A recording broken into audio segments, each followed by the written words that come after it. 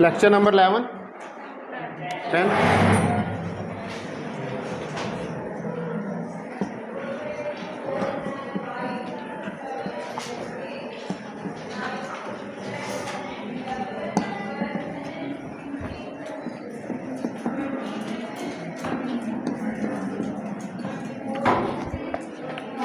कल जो है हमने वो शुरू किया हुआ था ब्राइटनेस को, ठीक है। और ब्राइटनेस का एक पार्ट जो है वो अभी हमने किया था, दूसरा पार्ट जो है वो अभी रहता है, तो उसको ब्राइटनेस को हम स्टडी करेंगे।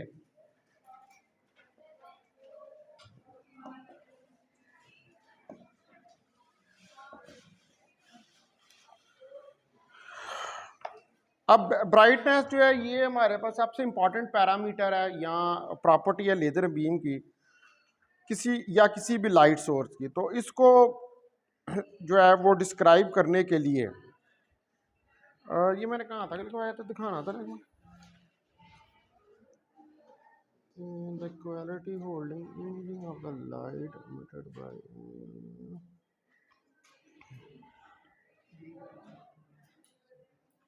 B is equal to 1 over ये इमेज वाला मैंने लिखवाया था कि इमेजिंग जो है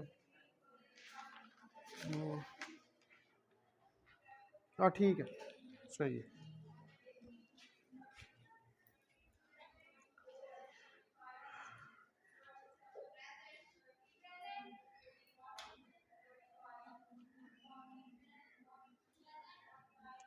अच्छा, अब मैंने आपको जो कल बताया था कि एक तो हमने दो पैरामीटर जो हैं इसके अंदर, एक तो बी को हमने देखा था, उस बी के अंदर जो है वो एंगल थीटा भी आ रहा है। वो एंगल थीटा जो है वो बेसिकली डाइवर्जेंस को रिप्रेजेंट करता है। तो अब आप ये देखें कि जो डाइवर्जेंस के लिए हमने कल फिगर बनाई थी वो ये वाली फिगर बनाई थी कि अगर आपके पास ये डी इसका डायामीटर है, ठीक है, यहाँ से ये बीम जा रही है और ये इसके एक्सेस हैं, तो इधर से ये डाइवर्जेंस का एंगल थीटा जो है वो बन रहा है और इधर से भी ये डाइवर्जेंस का एंगल थीटा जो है वो बन रहा है। तो अब जो ब्राइटनेस है इसकी इंपॉर्टेंस को डिस्क्राइब करने के लिए या इलिस्ट्रेट करने के लिए हमें फर्दर जो है कंसिडर करना पड़ेगा डाइवर्जेंस, ठीक है, जो एंगल डाइवर्जेंस बन रहा है। और वो डाइवर्जेंस किससे डिस्क्राइब हो रहा है? इस एंगल थीटा से, ठीक है। तो to explain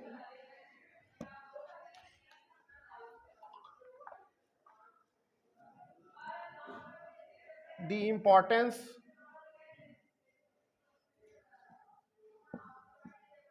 of brightness,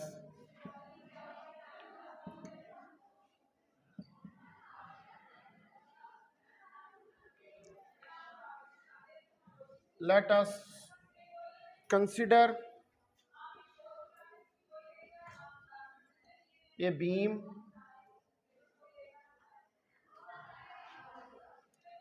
of figure 1b। ये मैं है कल मैंने इस फिगर को बी का नाम दिया था इस वाले, ठीक है। इसकी को आप कंसिडर करें।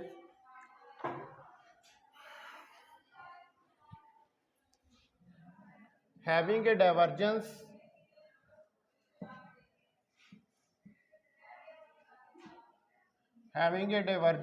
इक्वल टू थीटा,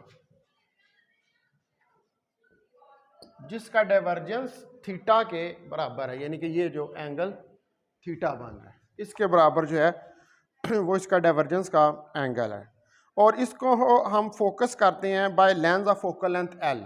अब जारी बात है, ये जो यहाँ से रेज आ रही हैं, अगर आपने इसको किसी फोटोग्राफिक फिल्म के ऊपर फोकस करना है तो फिर आपको फोकस करने के लिए क्या करना पड़ेगा? कोई लेंस लेना पड़ेगा, कन्वर्जिंग लेंस। दो तरह के होते हैं ना, डाइवर्जिंग लेंस और कन्वर्जिंग। कन्वर्जेंस का मतलब किसी पॉइंट के ऊपर जो है वो सारी रेज जो है उनको इकट्ठा करना।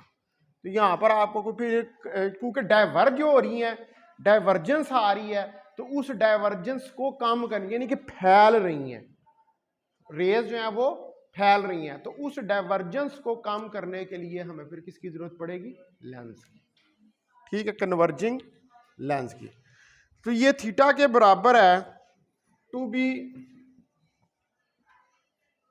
फोकस्ड, और इसको हम फोकस करेंगे by a lens of focal length F.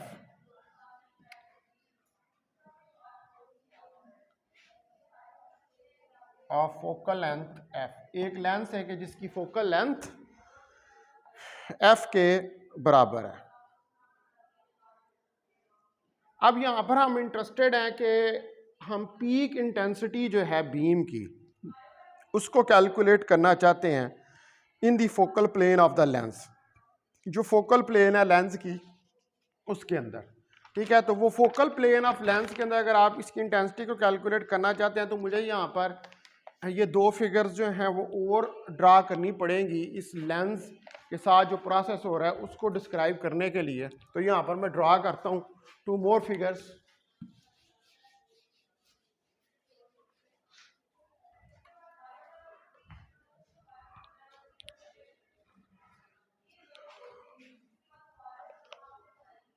आप देखें कि ये मेरे पास एक कन्वर्जिंग लेंस है, कन्वेक्स लेंस जिसको हम नाम देते हैं। ठीक है, यहाँ पर ये डायामीटर डी है जिसके अंदर से बीम निकल रही है। ठीक है, इसको यहाँ पर आप ये, ठीक है, अब ये यहाँ से लाइन जा रही है इधर जो इस लेंस के ऊपर पड़ेगी, ये बीम की। ठीक है, इधर से भी ये लाइन जा रही है इस तरफ, तो यहां से एंगल थीटा, इधर से भी एंगल थीटा। ठीक है, ये क्या बन रहे हैं? डाइवर्जिंग एंगल जो है वो बन रहे हैं। अब इनसे रेज गुजरेंगी, इनसे रेज गुजरने के बाद ये सामने आपके पास फोटोग्राफिक प्लेट पड़ी हुई है या स्क्रीन पड़ी हुई है।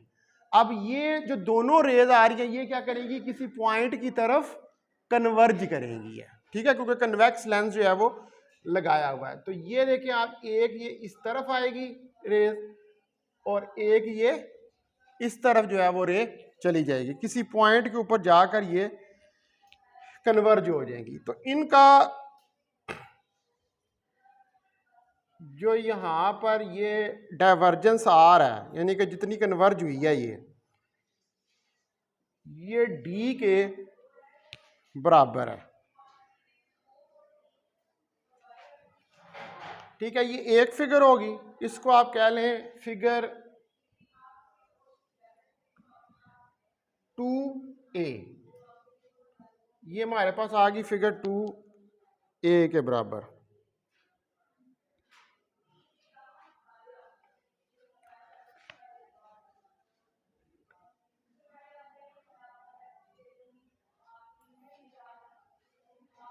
ये जो डिस्टेंस है इसको डी कह लें, और यहां से लेकर यहां तक जो डिस्टेंस आ रहा है इसको आप कह लें ये कोई आई पी के बराबर है, उसकी इंटेंसिटी है। ठीक है, अब इसी के साथ एक और फिगर जो है वो हमें ड्रा करनी पड़ेगी। ठीक है, वो फिगर होगी इसकी जो बी फिगर है, उसमें आप plane wave decomposition of beam जो है, यानी कि ये जो ए फिगर के अंदर बीम आ रही है ये एक प्लेन वेव है। अब ये किस तरह डीकम्पोज हो रही है, यानी कि ये किन कंपोनेंट्स के अंदर डिवाइड हो रही है। अभी तो आपने सिर्फ इसके अंदर ये दिखाया है ना कि ये बीम आई, लेंस के ऊपर पड़ी और लेंस के ऊपर पड़ने के बाद एक पॉइंट के ऊपर कन्वर्ज होगी, इकट्ठी होगी सारी आके। अब इसमें जो कंपोनेंट्स आ रहे हैं उनको भी हमने देखना है। तो मैं आप सेकंड बनाता हूं फिगर। ये देखें, ये उसी तरह यहां पर फोटोग्राफिक फिल्म है, ये लेंस है आपके पास, और ये इसके ऑप्टिकल एक्सेस हैं। अब यहां से पहले नंबर पर एक ये बीम आई, ठीक है, ये बीम यहां से गुजरने के बाद इस पॉइंट के ऊपर कन्वर्ज हुई, ठीक है, फिर इधर से बीम आई, इस पॉइंट के ऊपर कन्वर्ज हो गई। अब इसके अंदर और कौन कौन सी बीम्स जो हैं वो आ रही हैं।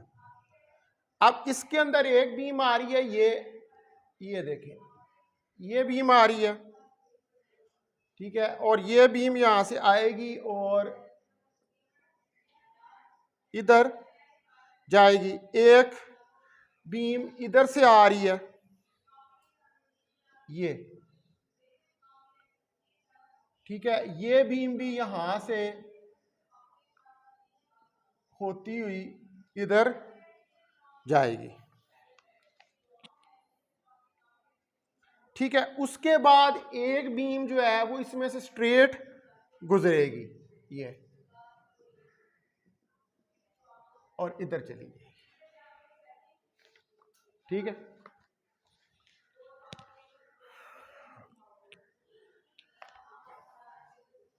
तो अब आपके पास जो है देखें कि एक ये वाला पोर्शन बन रहा है और एक आपके पास ये वाला पोर्शन बन रहा है, ये दो पोर्शन आ रहे हैं। तो इसको आप कह दें कि ये बराबर है आर एफ थीटा प्राइम के, ठीक है।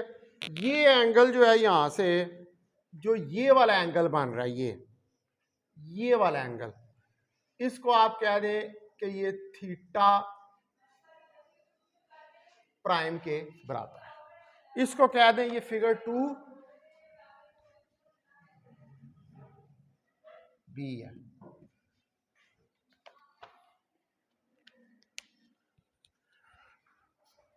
ठीक है। अब आप देखें कि इसके अंदर हमने इसको डीकंपोज कर दिया है। एक ये सेट बन रहा है, एक ये सेट बन रहा है। इस तरह के जितने मर्जी बना लो, कोई एक रे तो नहीं ना आ रही, तो बहुत सारी आ रही हैं।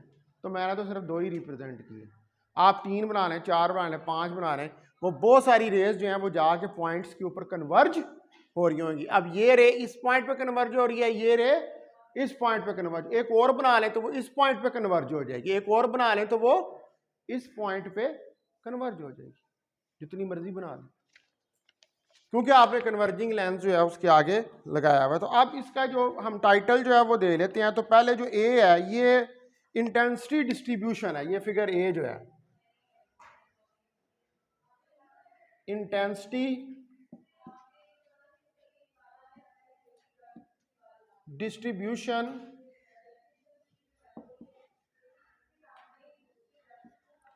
ये आपके पास इंटेंसिटी डिस्ट्रीब्यूशन है in the focal plane, in the focal plane of lens, जो फोकल प्लेन है लेंस की उसके अंदर।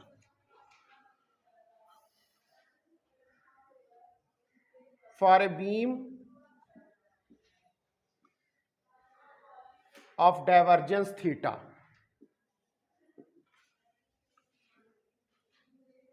जहां पे आपके पास जो बीम है थीटा डाइवर्जेंस की वो है,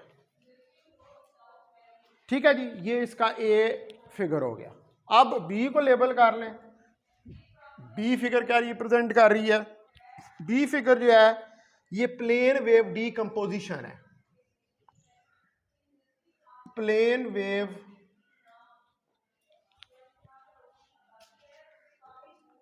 ये जरा गर्मी लगेगी लेकिन मुझे वहां से आवाज आ रही है, डिस्टर्ब कर रही है, ठीक है। तो ये क्या है? ये प्लेन वेव डीकंपोजिशन है, यानी कि प्लेन वेव को, वो जो प्लेन वेव थी उसको यहां पर क्या कर दिया? डीकंपोज कर दिया, कंपोनेंट्स के अंदर जो है वो डिवाइड कर दिया है। Of beam of figure 2a, इस फिगर की बीम को डीकंपोज कर दिया। ठीक है जी, ये होगी दो फिगर। अब आपको समझ आ गई कि बीम आ रही है, बीम के आगे लेंस रखा हुआ है, लेंस जो है उसने एक पॉइंट के ऊपर जाकर सारी रेज जो है उनको फोकस कर दिया। ये हमारे पास बात होगी। अच्छा, अब आप देखें कि जो इसकी कैलकुलेशन करने के लिए हम ये कहते हैं कि ये जो बीम है इसको आप continuous set of plane waves के अंदर जो है वो डिवाइड कर देते हैं। अब ये क्या हमने बनाया, ये continuous set of plane waves बना दिए। ये दो मैंने यहाँ पर रिप्रेजेंट कर रही की हैं, लेकिन you can represent N number of beams here. आप एन नंबर ऑफ बीम्स, यानी कि क्योंकि एक उस बीम के अंदर एक रे तो नहीं है, ठीक है। ये जो लाइन हम खींचते हैं ना, इसको क्या कहते हैं, रे। ये रे होती है जो एक्सिस के परपेंडिकुलर लाइन जा रही होती है, उसको ये हमने रेज जो है खींची है उस बीम की।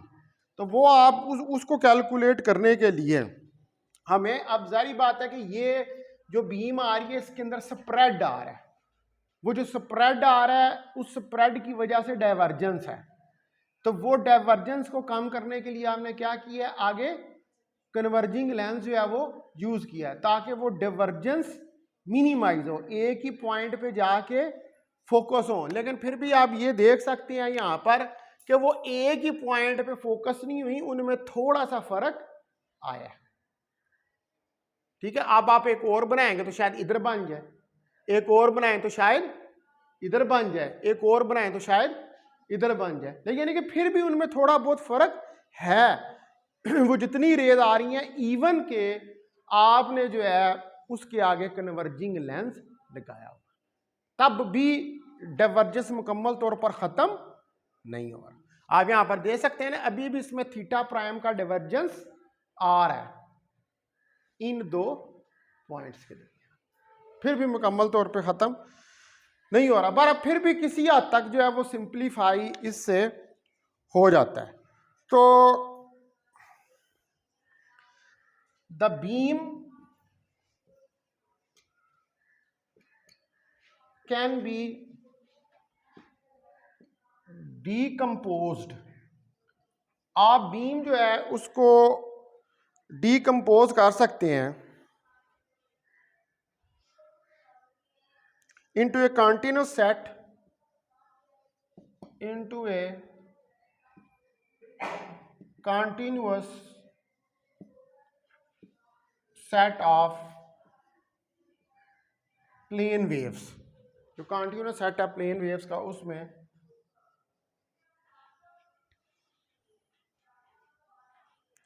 with angular speed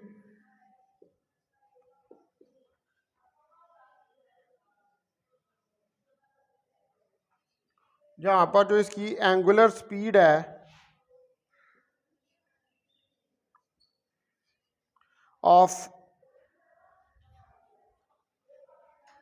of theta around the propagation direction.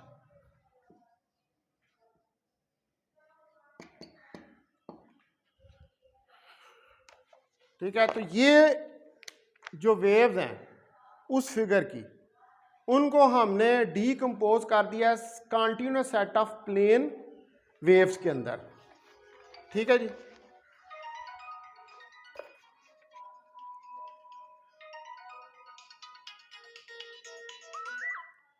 Hello अस्सलाम वालेकुम सर। जी सर ठीक ठाक सर, शुक्र, तुसी सुनाओ तबीयत ठीक है सर, खैरियत है सर? क्लास ही है, हुक्म सर।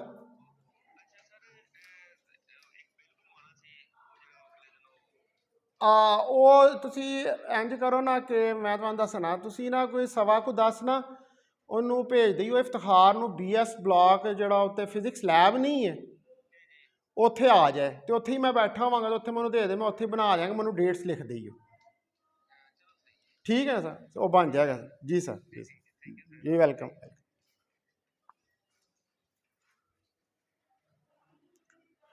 ठीक है, अब जो प्रोपोगेशन, ये इसको प्लेन वेव्स के अंदर आपने कर दिया है, स्पीड थीटा है किसके अराउंड द प्रोपोगेशन है। प्रोपोगेशन डायरेक्शन मतलब जिस तरफ वो मूव कर रही है उसके अराउंड कोई एंगल थीटा भी बन रहा है, क्योंकि मुकम्मल तौर पर कन्वर्ज जो है वो नहीं हो रही। ये जा रही है ना वेव इस तरह, ये इसकी प्रोपोगेशन की डायरेक्शन है, लेकिन टिल जो प्रोपोगेशन की डायरेक्शन है उसके अराउंड भी कुछ ना कुछ डाइवर्जेंस जो है वो आ रहा है। ठीक है, ये देखिए यहाँ पर भी ये एंगल थीटा बन रहा है और इधर भी ये एंगल थीटा जो है वो बन रहा है। तो अब ये हमारे पास दो इस तरह की वेव्स जो ये हमने यहाँ पर रिप्रेजेंट की हैं। तो टू सच वेव्स, दो ऐसी waves making an angle theta prime. देखा ना, ये दो वेव्स, एक ये वाली और एक ये डॉटेड वाली, ये दोनों क्या कर रही हैं, कोई एंगल थीटा प्राइम बना रही हैं। इनके दरमियान में कोई एंगल कितना आ रहा है, ये थीटा प्राइम। ठीक है, इनके दरमियान में कोई एंगल थीटा प्राइम जो है वो आ रहा है।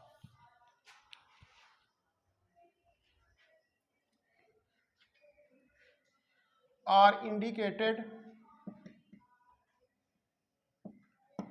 Bye solid and dashed lines.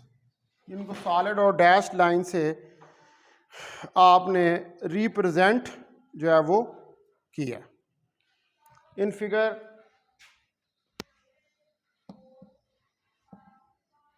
2B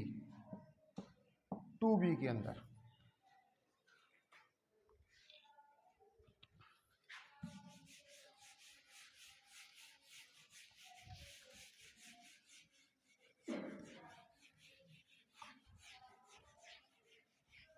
ठीक है, ये क्या है, ये सॉलिड लाइन है और ये डैश्ड लाइन।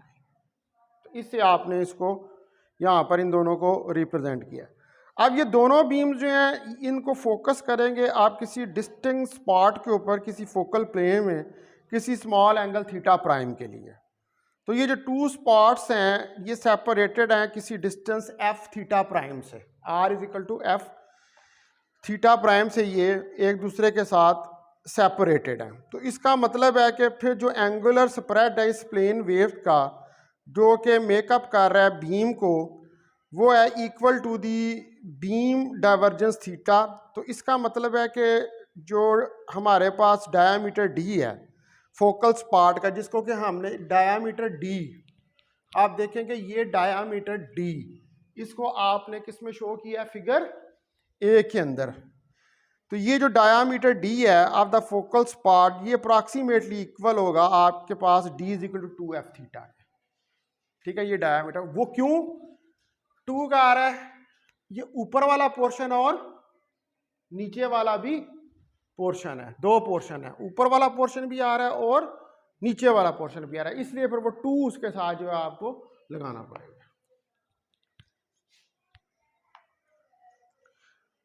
तो टू बीम्स, दोनों बीम्स जो हैं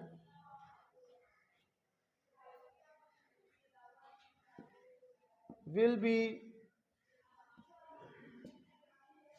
फोकस्ड, इनको आप फोकस करेंगे to a distinct spot. Distinct का मतलब होता है कि जो किसी फासले पर ऐसा स्पॉट हो जिसको आप सेपरेट कर सकें दूसरे स्पॉट से, उसको डिस्टिंक्ट स्पॉट कहते हैं किसी फासले के ऊपर। इन द फोकल प्लेन, किसी फोकल प्लेन के अंदर, and for small angle theta, और किसी स्मॉल एंगल थीटा के लिए।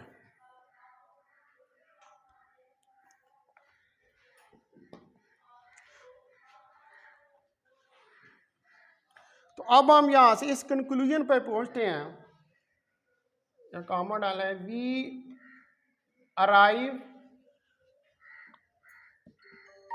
एट द कंक्लूजन, हम इस कंक्लूजन के ऊपर पहुंचते हैं कि जो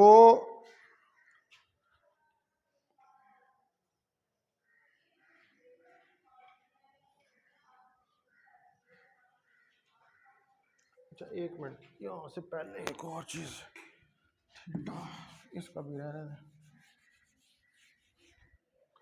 theta prime.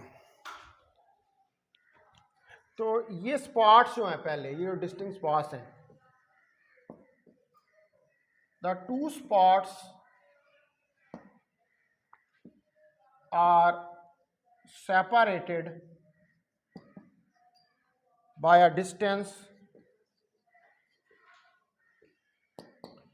r is equal to F theta prime.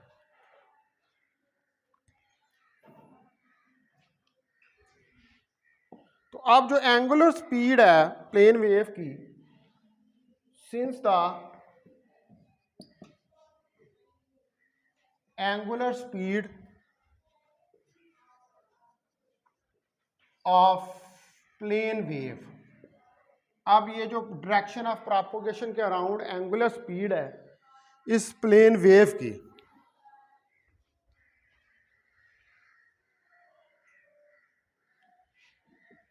which make up the beam as shown in figure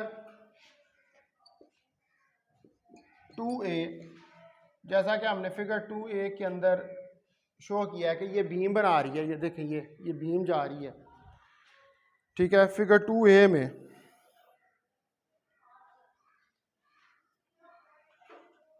is equal to the beam divergence theta is equal to beam divergence theta. और ये किसके बराबर है, इसके, ये जो beam का divergence आ रहा है थीटा, उसके बराबर है।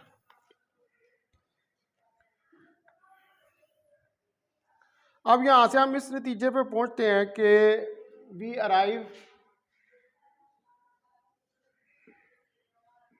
Eight the conclusion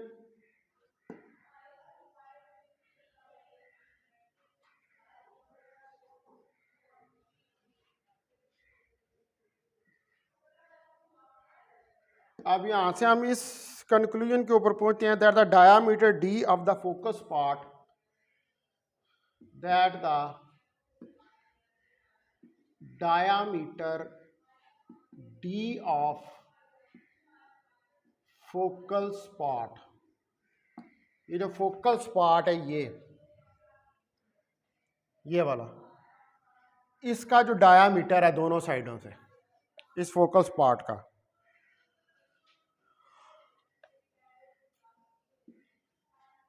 in figure 2a, जो कि फिगर 2a के अंदर दिया हुआ है, इज इक्वल टू, ये अब हमारे पास किसके बराबर है,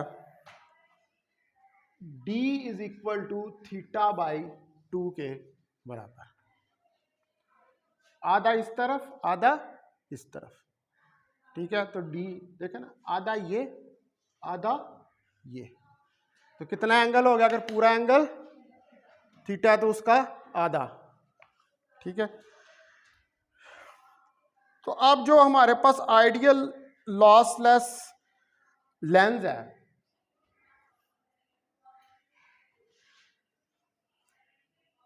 फॉर एन आइडियली लॉसलेस हो सकता है, दूसरा तो नहीं हो सकता। फॉर आइडियल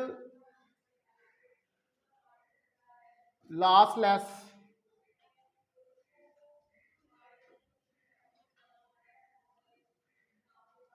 लेंस, एक आइडियल हमारे पास लॉसलेस लेंस है,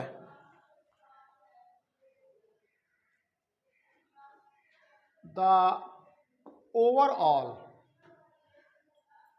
पावर। अब जारी बात है, ये जो बीम गुजर रही है ये इंटेंसिटी होगी इसकी, तो intensity power per unit area के बराबर। तो इसका मतलब है कि जो पावर लेकर जो है यहाँ से पास कर रही है।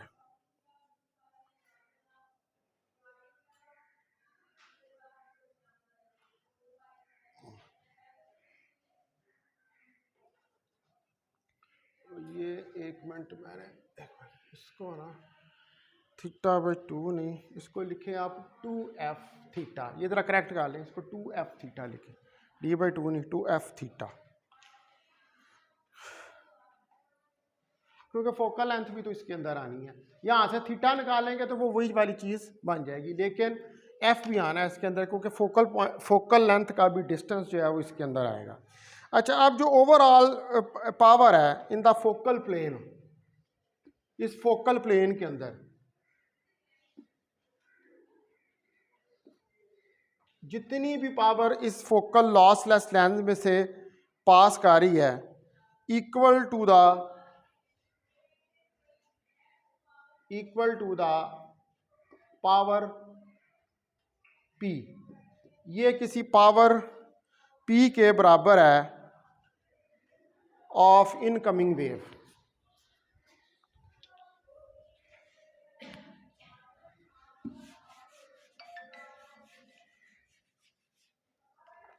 ऑफ इनकमिंग वेव, किसी इनकमिंग वेव की, यानी कि जो वेव इंसिडेंट है। अब जो आपके पास यहाँ पर इंटेंसिटी आपको मिलेगी इस फोकल प्लेन के अंदर, यानी कि जब इस लेंस से गुजरने के बाद जो लाइट कन्वर्ज कर रही है जिन भी पॉइंट्स पर, वो कितनी इंटेंस है, व्हाट इज इस इंटेंसिटी, क्योंकि ब्राइटनेस है ना, तो ब्राइटनेस में हम एक्चुअली क्या स्टडी कर रहे हैं, इंटेंसिटी देख रहे हैं कि पावर कितनी आपके पास आ रही है उस लेंस से गुजरने के बाद। तो जो हमारे पास पीक इंटेंसिटी है, the peak intensity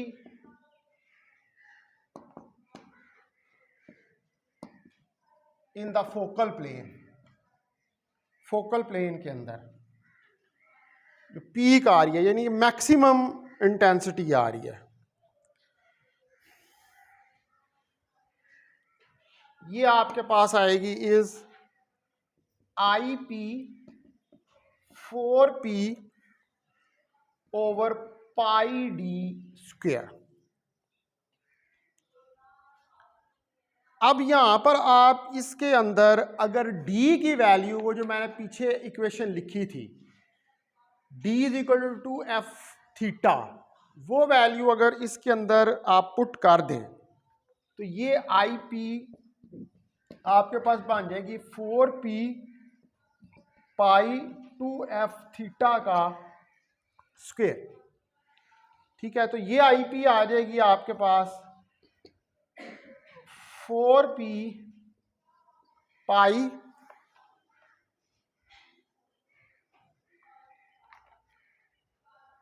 4f theta का स्क्वायर, 4 4 से काट गया तो IP P पाई f थीटा का स्क्वायर, ये इंटेंसिटी निकल आएगी।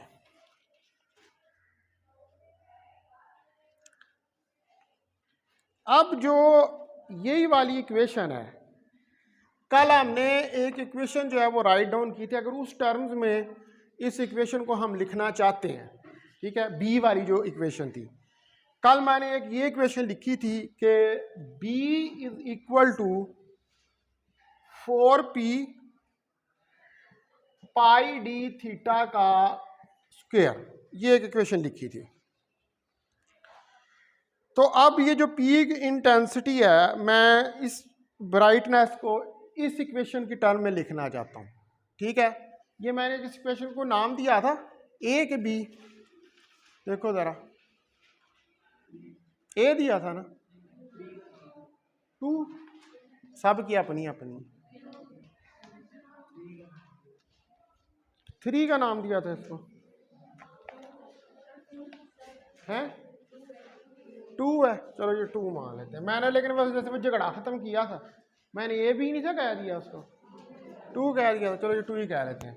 अब ये इक्वेशन जो है ये बहरहाल इसकी, अब ये जो 2 है 3 है जो भी है, इन टर्म्स ऑफ इक्वेशन 2, मैं इसको अब क्या कह रहा हूं, in terms of equation 2, in terms of equation 2, अगर मैं इन टर्म्स ऑफ इक्वेशन 2 इस इक्वेशन को लिखना चाहता हूं, ये वाली पीक इंटेंसिटी की, ये किसकी इक्वेशन है, peak intensity, in terms of equation 2 the peak intensity becomes, तो पीक इंटेंसिटी जो है ये आपके पास आ जाएगी, अब आई पी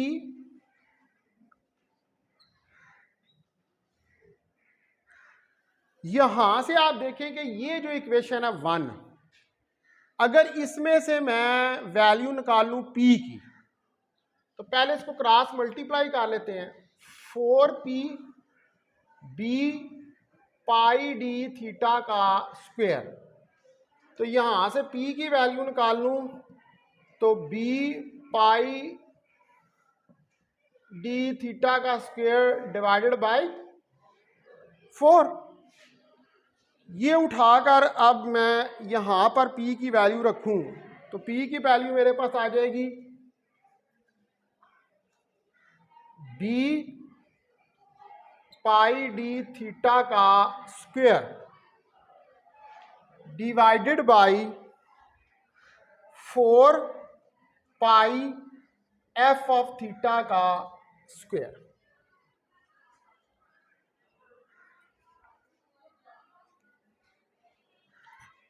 ठीक है, अब आप इसका स्क्वायर जो है ऊपर नीचे ओपन कर लें, तो आई पी मेरे पास आ जाएगी B pi square D square theta square और 4 pi F square theta square.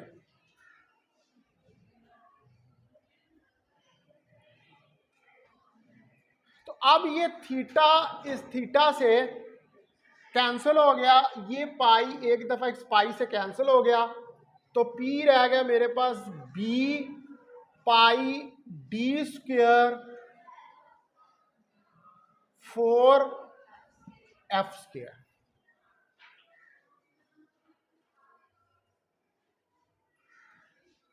तो ये आपके पास आ गई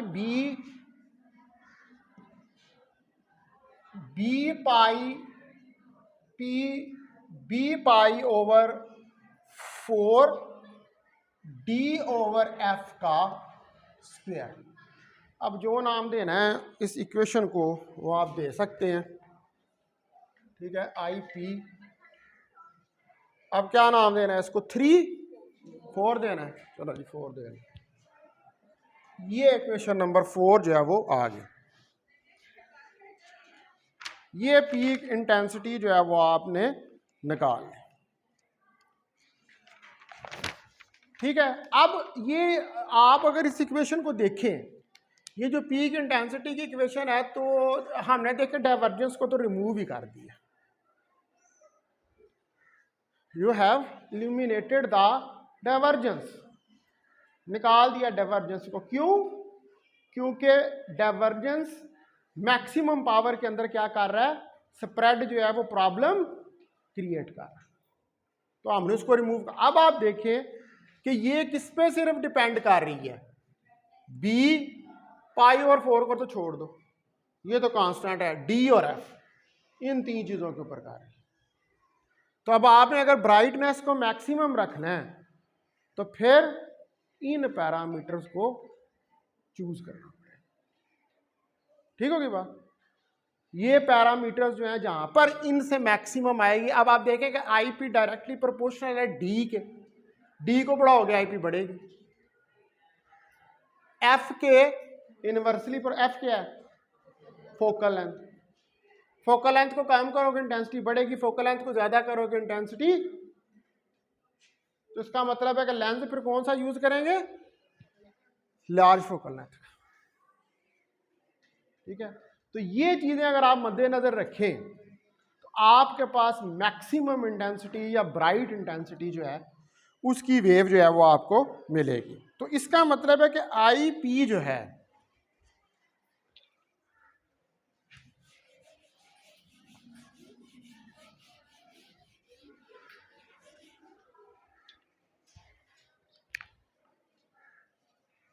the I P increases, I P जो है ये इंक्रीज होता है with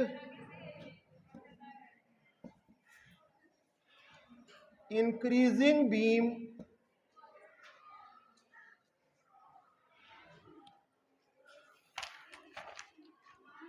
diameter D.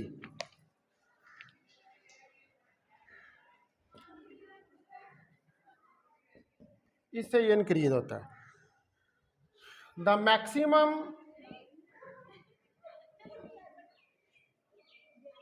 Value of I P, तो जो मैक्सिमम वैल्यू है आई पी की इज देन अटेन्ड, ये उस वक्त हासिल होती है, is then attained when D is make equal, जब D जो है आपके इक्वल हो जाता है to the lens of diameter DL। तो अब इस केस में हमें मिलता है, in this case we obtained IP is equal to pi over 4 n dot a का स्क्वायर b। इसको कह दें इक्वेशन नंबर 5।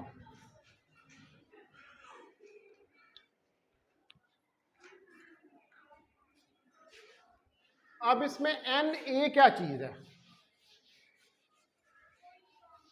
ठीक है, ये क्वेश्चन अराइज होता है, व्हाट इज एन ए? तो यहां पर एन ए जो है, where N A is equal to sign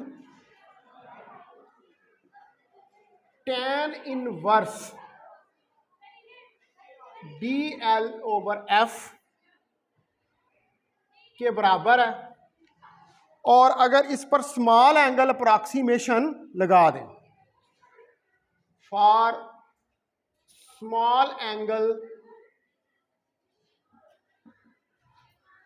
approximation,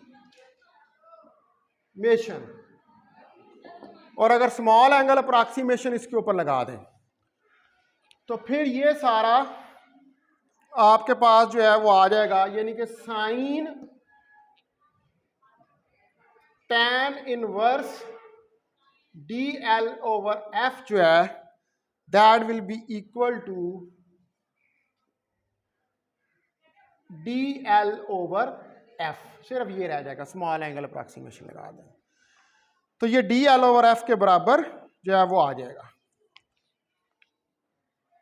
ठीक है, अब ये जो इक्वेशन 5 है ये शो करती है कि किसी न्यूमेरिकल अपर्चर के लिए जो पीक इंटेंसिटी है फोकल प्लेन ऑफ लेंस में, ये डिपेंड्स करती है only on the brightness of the beam.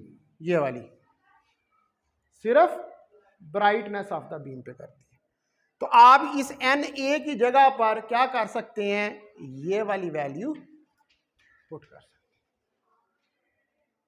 ठीक है। जिसको हमने ये Na का है, इसकी जगह पर ये वैल्यू अगर पुट करें तो ये क्या बन जाएगा, IP π/4 d² L/f² B, ये आ जाएगा।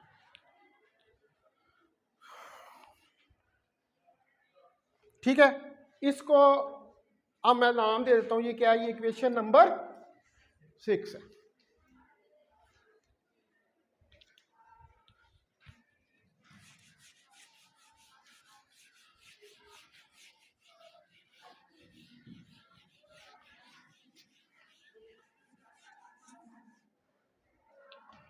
तो इसका मतलब हुआ कि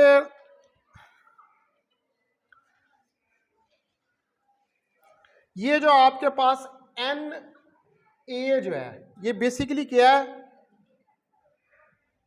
द लेंस न्यूमेरिकल अपर्चर, ये लेंस का न्यूमेरिकल अपर्चर है। तो अब इक्वेशन 5 जो है, इक्वेशन 5 जो है अभी शो करती है, show that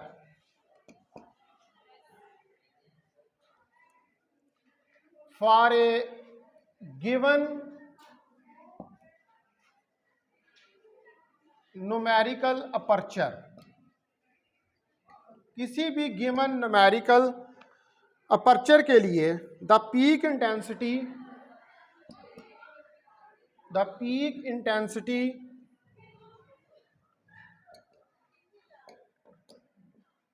in the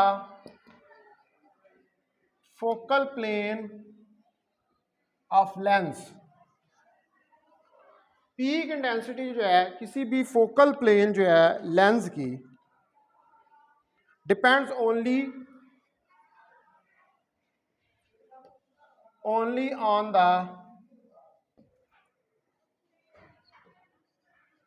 brightness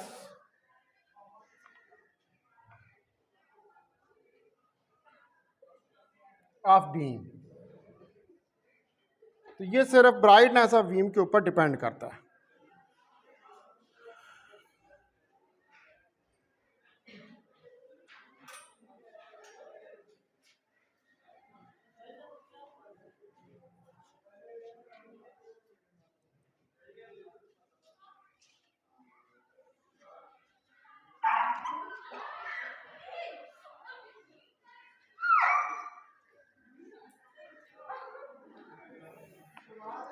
अच्छा, अब जो लेज़र बीम होती है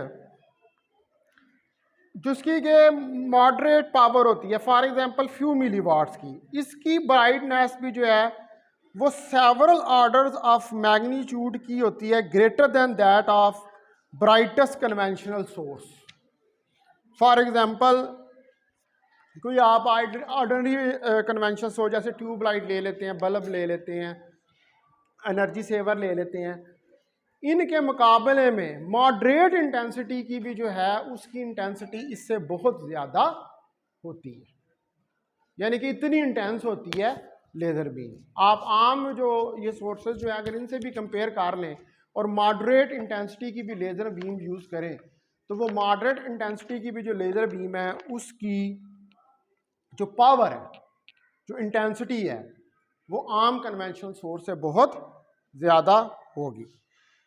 तो इसका मतलब है कि ये जो हाईली डायरेक्शनल, ये मेनली डिफरेंस क्यों आ रहा है, हाईली डायरेक्शनल प्रॉपर्टीज़ की वजह से, क्योंकि लेज़र जो है वो हाईली डायरेक्शनल होती है। तो हमारे पास जो पीक इंटेंसिटी प्रोड्यूस होती है किसी फोकल प्लेन ऑफ लेंस में, ये सेवरल ऑर्डर ऑफ मैग्नीट्यूड होती है, larger for a laser beam compare to that of conventional source. Conventional source है इसकी इंटेंसिटी बहुत ज़्यादा होती है, ठीक है।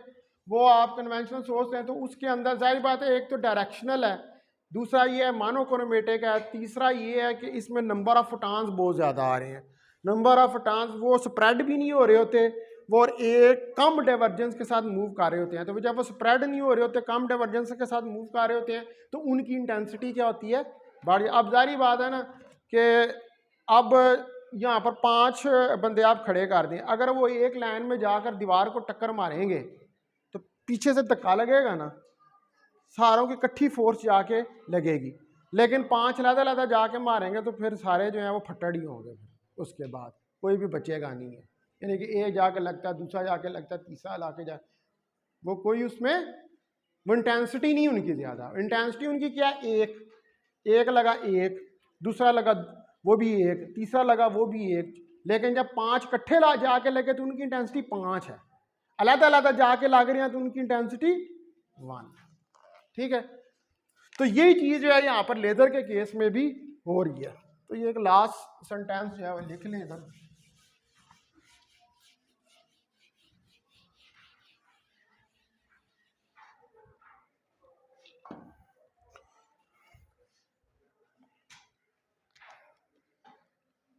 A laser beam of even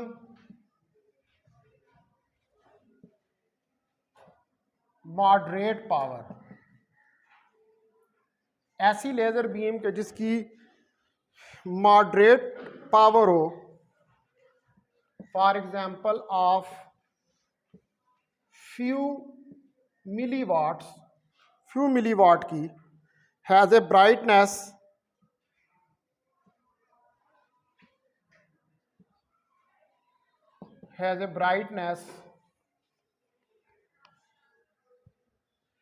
that is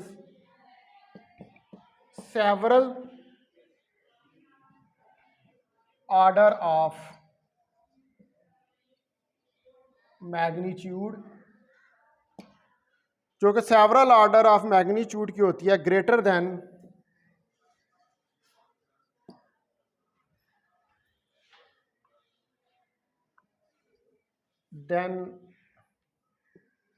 that of brightest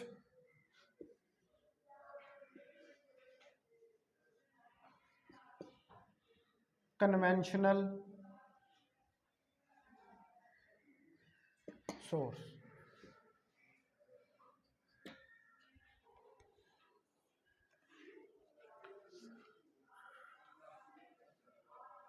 तो ये अब डिफरेंस क्यों आता है आपके पास, दिस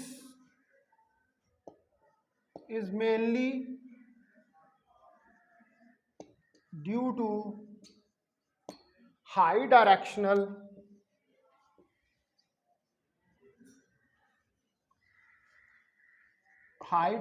properties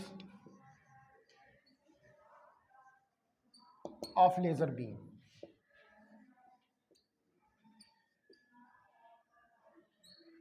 जो हाई डायरेक्शनल प्रॉपर्टीज हैं लेजर बीम की, उसकी वजह से इस तरह होता है।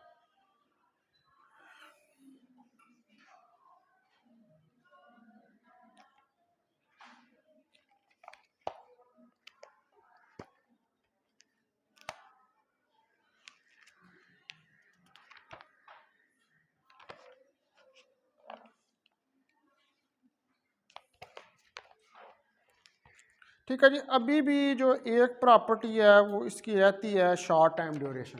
ठीक है, मैं अभी इसको यहाँ पर एंड कर रहा हूँ इसको, अब टाइम ओवर हुआ, बल्कि काफ़ी ओवर हो गया होगा।